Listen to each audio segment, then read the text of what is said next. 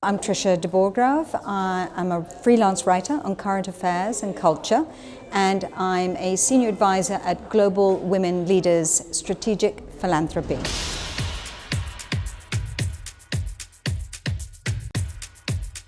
I think absolutely both. I think we can't have one without the other. Without past, the future really doesn't have a lot of meaning. We need a point of reference, and the past gives us that.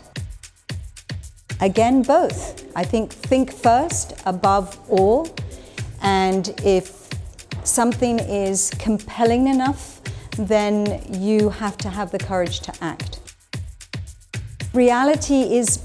Part of reality is a dream.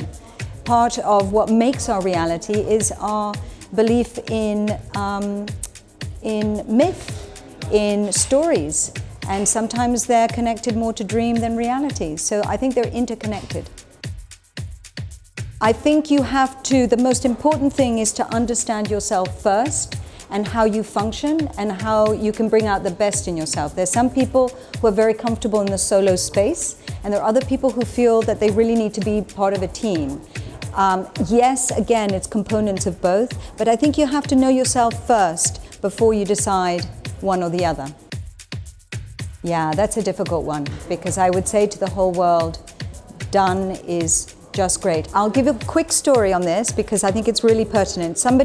I was reading it's a true story that happened recently, and there was this man who really, really wanted to be liked all the time and loved, and he had an attention-seeking syndrome, and he was a bit of a narcissist, and he knocked on the doors of a friend of his in the middle of the night, at 4 a.m, because he was having a crise de cœur and a crise d'identité, and who am I, and am I being liked?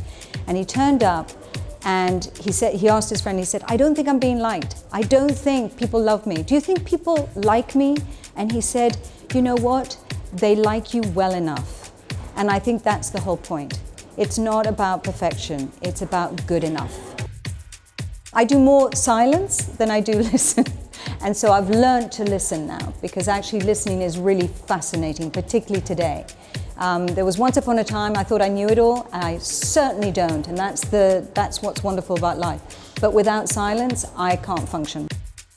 I guess both, because I do, and I do say. I have a friend who lives an hour away from here in Coutances, and I would say Normandy, because the beaches are empty and it's wonderful. No, I love Normandy.